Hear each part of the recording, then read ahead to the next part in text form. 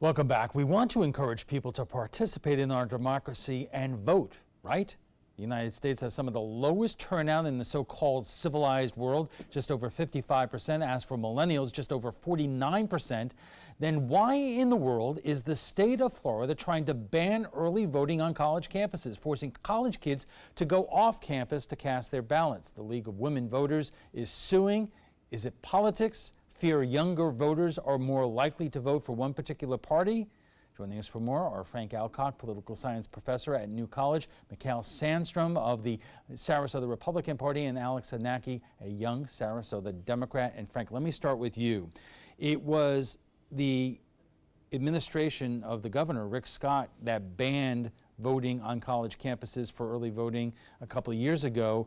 Was that done, do you believe, for political reasons? Is he opposing the lawsuit now also to prevent Democrats from voting on college campuses? Let me try to get to this quickly and separate the case itself, which stems from a change or an update in the 2013 law about voting and expanding it, early voting opportunities, and a decision made by Detzner in 2014, which disqualified college campuses from that expansion, and the general politics behind it. On a variety of different issues, there are demographic groups that vote disproportionately for Republicans that are very reliable in terms of turnout. There are demographic groups that disproportionately vote for Democrats that are unreliable, and so there is, besides the civic interest we have in increasing voting, there is an interest on the part of Democrats in making it easy. There's an interest on the part of, a partisan interest on the part of Republicans putting hurdles in the way. And we're going to get more into that in our next segment, but Mikhail, let me ask you, there are some people I talked to today, I'll name him as Greg, who said, what's wrong with people, young people having to walk off campus and vote early?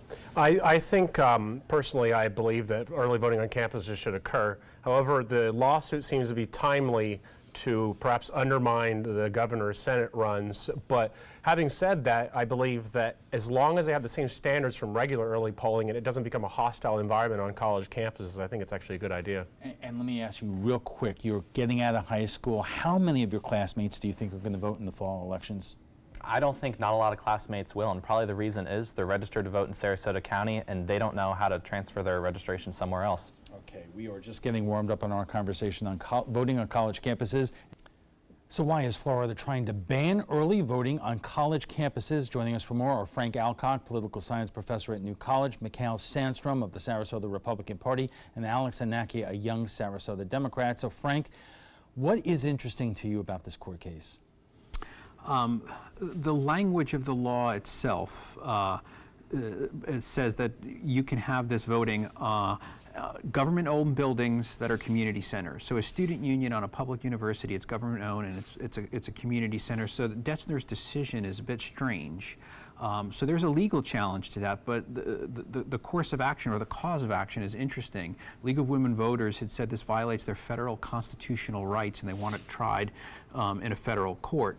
The state will say this decision, you might not agree with it, but it's in the discretion of Detzner to make, and they filed a motion actually 2 days ago saying this is a state law that you're talking about and therefore you should decide it in a state court, not a federal circuit court. So ultimately this could be decided more on legal procedure than the substance of the issue. You know, Mikhail, you are a loyal Sarasota Republican. You called the governor's office today to try to get some guidance on this, and what was the response? I think that they had a prepared statement that they referred me to the website. I have an actual solution that I thought of. You're not allowed to have an early polling station, but what's stopping them from having a booth and handing out early voting mail? Since in 2016, 2/3 early voted by mail.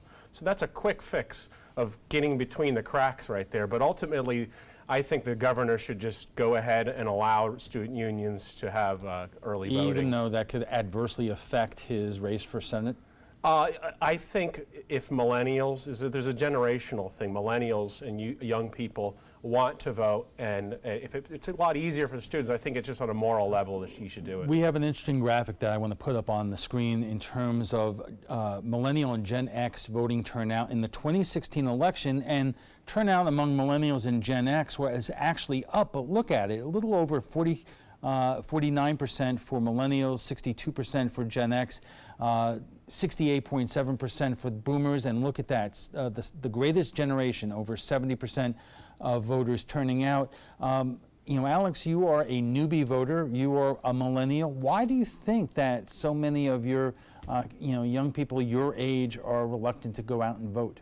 I don't think they're reluctant to go out and vote. I think that their habits differ pretty heavily from, if you go look at baby boomers or older generations who were willing to take the time and go in on election day and vote. That's what they're used to. And when I go out and knock doors and talk to voters, a lot of them say, you know, I appreciate that early voting's available and I appreciate that I can vote by mail, but I really like the feeling of going to the polls on election day. Younger people don't care about that feeling as much. They just want to get their vote in and they don't care how. That's interesting. You know, Frank, let me ask you this, because in Erica's story, she said it would make a much of a difference in Sarasota County, but this is a big state. Could, especially when you look at in terms of voter participation there, could this really be the difference between winning or losing, whether it's Governor Scott or in the governor's race or other races? Because the statewide elections, and in particular the last couple of governor's races have been decided, they've been so close. They're about a point or so, slightly above one, slightly below the two elections for Governor Scott. Yes, this could make a difference. The percentage of younger millennials or Gen X voters that would vote with early voting that would otherwise not have voted, I don't know what that percentage is, but the size of the demographic, even in the state of Florida, is substantial. And so at the end of the day, again, I'm not sure, but when you're talking about a 1-point election, yes, this could make the difference. Okay. We are just getting warmed up on our conversation on the state's efforts to ban voting on college campuses, and it will continue right after a quick break. Welcome back. We are talking about the state's attempt to ban polling places on college campuses in Florida. And joining us for more are Frank Alcock, political science professor at New College, Mikhail Sandstrom of the Sarasota Republican Party, and Alex Anaki, a young Sarasota Democrat. And Frank, let me ask you a follow-up question on something you mentioned before, that the latest news here is the state is trying to move this case from federal court to state court. What difference does it make? Okay, so this gets back to the Secretary of State, Detzner, his decision. The question that the courts would ask is, of what is this an instance? Is this an instance of our constitutional rights being compromised, or is this an instance of a Secretary of State interpreting a state law in a way that we don't like? Depending upon how you answer that question, that's the venue that you're going to get. And I think that if this is tried within the state court system, I think the administration, Scott administration, is just a little bit more likely to win. Why? Because is it your position that state judges are more conservative and are more likely to view this the state's way? A little bit of both. I think the state justice is not everywhere, but I do think the way that it would work out in terms of circuits, it's a little bit more conservative, so they're probably a little kinder in terms of their interpretation to the administration's position. But I also think the administration's on safer ground if this is interpreted as a Secretary of State interpreting a legislative law, as opposed to an issue of constitutional rights being violated. Mikhail, I would imagine that a lot of our viewers are watching this right now and would be asking somebody like you who are not too many years removed from their college experience and say, what's wrong with young people like yourself having to drive a mile off campus and vote? I think it has to do with instant gratification. People would rather vote with the cell phone. It's becoming quite difficult for students to, like Alex touched up, is they're not as motivated by the political process. They see the political game as it is, and they don't really care to go out and vote on election day. They simply don't care. So there needs to be more progress and more cooperation between both parties to reach out, and so that they represent youth issues, because a lot of the millennial issues and young issues, the older generation are simply just not seeing eye to eye. Alex, you and your classmates are going to go out in a few months to the different colleges and universities around Florida and elsewhere, but there are two questions. Number one, what percentage do you think of your classmates are already registered to vote, should it be for the primary or for the general election? And number two, how many of them are going to apply for absentee ballots or re-register in the areas where they are going to schools to vote? I would say around 90% of them are actually registered to vote, but the number of whom are going to be engaged when they get to college is much smaller, depending on what the local civic organizations do. I actually want to touch back on the difficulty of getting a mile and a half to get to your polling place, which was one of the issues discussed in the lawsuit. At the University of Florida specifically, they're not being allowed to use the Rights Union, which is kind of the major center on campus, to vote, but in fact, they have to go to the Alachua County Supervisor of Elections office.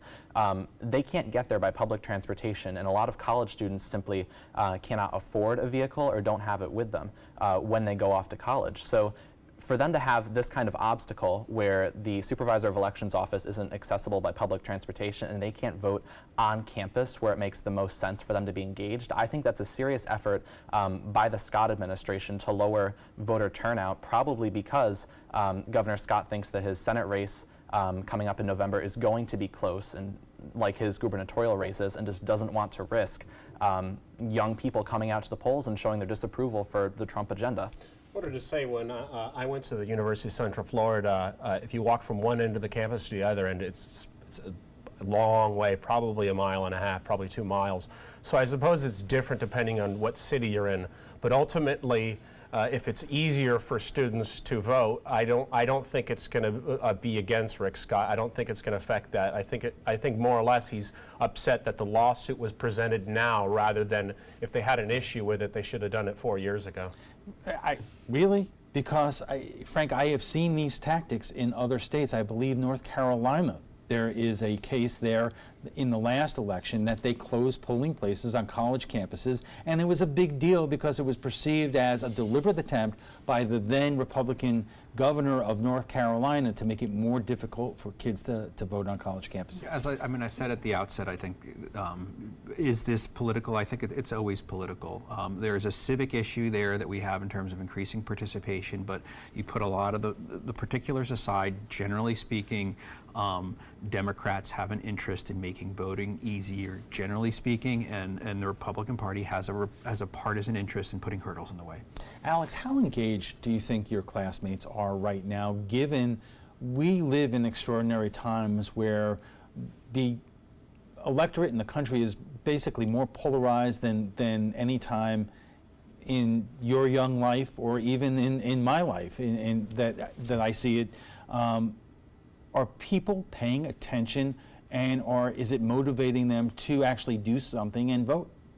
I think they're paying attention, and whether it will actually motivate them to vote, I guess we'll find out in August and November. I think even minute political decisions that might not have gotten attention in prior administrations are really gaining a foothold, whether it's the issue of children being separated at the border or even U.S. Ambassador to the United Nations Nikki Haley determining to pull the U.S. from the UN Human Rights Council. People my age paid attention to that because if you look at an issue like human rights, why would the U.S. not want to have a real serious seat at the table about that? So people are paying attention. It's just about making sure that they don't have hurdles in their way so they can vote. Does it make a difference that this is a midterm election and not a presidential election, which is always a big deal? The turnout's probably going to go down, but you know, when I ran for city commission, I looked at the statistics there. There were more people in their 90s that voted than in their 20s. So that type of mentality, it needs to change, and I think it changes with cooperation. If you disagree with somebody, it's okay to disagree, but do it in a very cordial manner and an honest manner, and not get into this turmoil that is name calling, and it just seems to be, I think that's what's ultimately turning off young people, because by the time you're older, you see the problems. You've been living 50, 60 years, so you see all these problems, and you're concerned much more than somebody that maybe has only paid attention for a short period of time. So Frank, what is likely to happen next, and how soon will it happen? Because lawsuits generally take a long time, but we have a primary election coming up, a general election in a couple of months. Will this be resolved one way or the other before we get there? I think so. I think they'll expedite it, but I'm not sure. There might be some games that could be played to draw it out a little bit longer. But my expectation is that we'll have an answer to this in time for, if not the primary, for the general election. And I don't know if you have the answer to this, but if these suits are somewhat similar to what's happening in other states, what has been decided in terms of other states in terms of polling places on college campuses? I'm not exactly sure of each decision, if they're consistent across states. But at issue here is a 2013 change to the law, and the language expands that voting opportunities to public buildings that are community centers that are owned by a public institution for Secretary of State Dessner to rule out college campuses. Like I said, it's a strange decision in terms of its interpretation, but there are a lot of legal issues. And let me ask you one more question here, because your two young fellow citizens here are talking about the ease of voting, whether we could do it on our cell phones or do it online here. Are we moving in that direction, or is it because we are so concerned about security right now, especially after the Russians trying to interfere with voting in 2016, that we're not moving all that fast to other forms or methods of voting? I think both of those statements are true. I think we're moving more towards increasing the opportunity range, whether it be through absentee voting, mail voting, early voting. And I think there are technological opportunities to make it even easier. At the same time, there's some risk associated with that. We're not exactly at a place where you have high degrees of trust in everything from some of our voting machines to anything that could get hacked. And so we're moving in a direction to make things easier. At the same time, I think we're not moving as fast as we could, and maybe for good reason. Okay, we have to take a quick break, and we'll be back for final thoughts when we return. Stay with us. And our guest joining us right now for final thoughts. For Frank, again, what kind of difference do you see this possibly making in the upcoming midterm elections, depending which way this goes?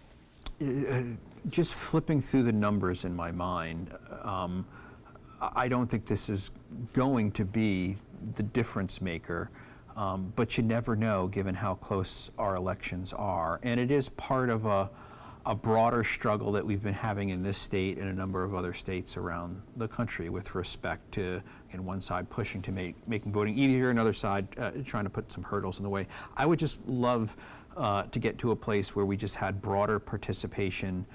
Part of that's removing the hurdles, but part of it is for our citizenry to take their civic duty a little bit more seriously and put some time in, not just voting, but engaging the political process more vigorously than they have before. We might be seeing that happen right now, too. Mikhail, if your party is making the assumption that if more college kids voted, it would be negative to them, why do you think that's a mistaken assumption? Well, obviously, Governor Scott has his own policy that he's going upon for that. But when you think about a quick solution, like I said, it could just be handing out early voting, handing out absentee ballots on campus. There's no law that's stopping somebody to say, hey, here's an absentee ballot, vote early. So the lawsuit, even if whatever happens, even if it gets tied up and then by the time it's the election time, nothing's happened, they can still do that. So I think it's more speculative as to how it would impact the Republican elections and races, because everyone votes from an individual perspective. Young people have stopped voting from party perspective. They look at it from how they feel, whether somebody pursues life, liberty, and the pursuit of happiness. Alex, you get the final word, and why don't you talk to your classmates and tell them why they should care one way or the other? I think that young people should care because elections impact you, us, in ways that that might not be immediately apparent. But listen, everyone has a core set of values, and those core sets of values are represented by the politicians that represent us. If you're not voting, you don't have a seat at the table, and if you don't have a seat at the table, then you quite honestly don't have the right or privilege to say that you're upset with the decisions that are being made in Washington or in Tallahassee today. Voting matters, and I think that, going back to the core of this conversation, the decision by the current administration in Tallahassee to restrict voting on college campuses is just trying to take the voices away from young people. All right, thank you all. We want to thank Frank Alcock, political science professor at New College, Mikhail Sandstrom of the Sarasota Republican Party, and Alex Anaki, a young Sarasota Democrat, for joining us tonight.